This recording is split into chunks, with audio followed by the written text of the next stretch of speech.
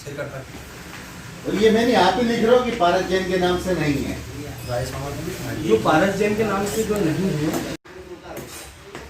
इस पर जसोदा का नाम है। सिर्फ जसोदा या जसोदा भाई? जसोदा भाई। जसोदा भाई है? जसोदा भाई। ठीक। मतलब कुल जब आप पारस जैन की जो जमीन आप ये जारी कर रहे हैं वो ऐसा बताएं, आपने एक प्रेस कॉन्फ्रेंस दी गई है आपके द्वारा, और क्या पूरा मामला है और किसके द्वारा चार्जशीट दी गई है? देवास में नवरत्न हेरिटेज करके एक कॉलोनी डेवलप्ड की जा रही है, जिसके गौरव जैन, संजय जैन, विमल जैन जिसमें डेवलपर हैं, उनके द्वारा शासकीय दस्तावेजों में छेड़छाड़ की गई है।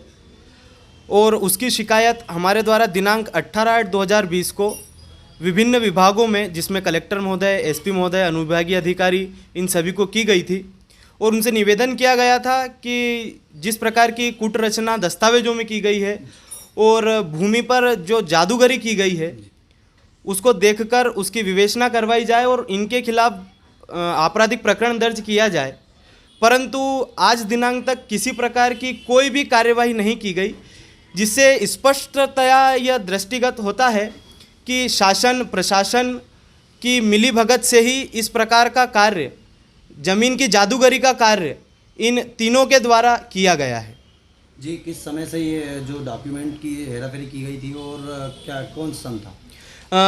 जो दस्तावेजों में जो हेराफेरी की गई है वह 1986 के दस्तावेज हैं, जिसमें हेरफेर किया गया है।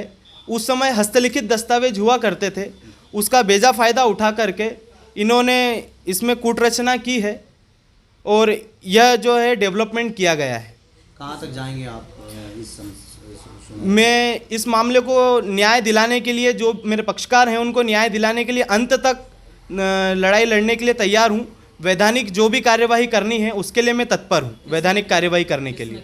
पक्षकार कौन है आपके और क्या नाम है? मेरे पक्षकार जो हैं दीपक पिता शिवा चौधरी जी हैं, जिन्होंने मुझे यह पूरा मामला अवलोकन में लाया गया है, क्योंकि इसमें व्यक्ति जिन लोगों ने प्लॉट खरीदे हैं उनके साथ भी धोखाधड़ी की गई है। इस कारण यह लोकहितवाद भी निर्मित होता है, जिसका मैं उच्च न्यायालय में लोकहितवाद भी PIL के रूप में प्रस्तुत करूंगा। आपका नाम? देवेंद्र सिंह व्यास, एडवोकेट।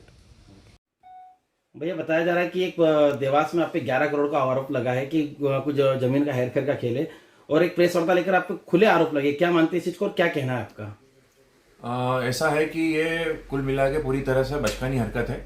कॉलोनी पूर्णतः वैध है। सभी शासकीय विभागों से इसके अंदर अपने को जो एनओसियाँ वगैरह मिली हुई है, नगर निगम को हैंड ओवर भी कर चुके हैं। जिन लोगों ने ये आरोप लगाए हैं उनका काम ही इस टाइप से ब्लैकमेल करने का है, जिसकी मैंने शिकायत गृह मंत्री वगैरह और सभी दूर कलेक्टर, एसपी, IG वगैरह सभी दूर की हुई है अभी।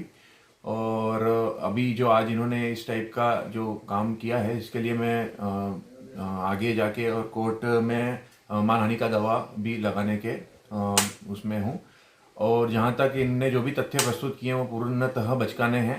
किसी तरह का इस टाइप का कोई कार्य नहीं हुआ है। इन्होंने सिर्फ बदनाम करने की नियत से इस टाइप का काम कर रहे हैं ये।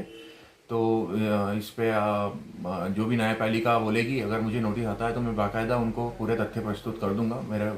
हमारा पुराना काम है इस टाइप का कॉलोनी काटने का, तो इस टाइप की कभी भी हमारे ऊपर कोई आरोप नहीं लगे हैं। इन लोगों का काम ही यही है, इसलिए ये काम किया। इस कॉलोनी को लेकर पूर्व में भी औद्योगिक थाने में एक मामला दर्ज हुआ था। हाँ, इन लोगों ने कब्जा करने की कोशिश की थी। यही लोग थे वो जिन्होंने कब्जा करने की कोशिश की थी, और इनके खिलाफ वहाँ पे 4 या 5 धाराएं वहाँ पे इनके लोगों के खिलाफ लगी हुई है, और मामला चल रहा है अभी वो भी।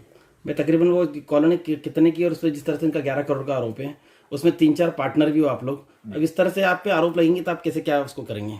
नहीं, मेरे पास में मानहानि के अलावा कोई अदर ऑप्शन नहीं है। न्यायपालिका पे पूरा भरोसा है मुझे। इस तरह के लोगों को पूरा अपने को जवाब देना चाहिए, सभी को मिलकर खड़े रहना चाहिए, और इनको पूरा अच्छे से जवाब दिया जाएगा। आपका नाम? गौरव जैन, कॉलोनाइजर, देवास।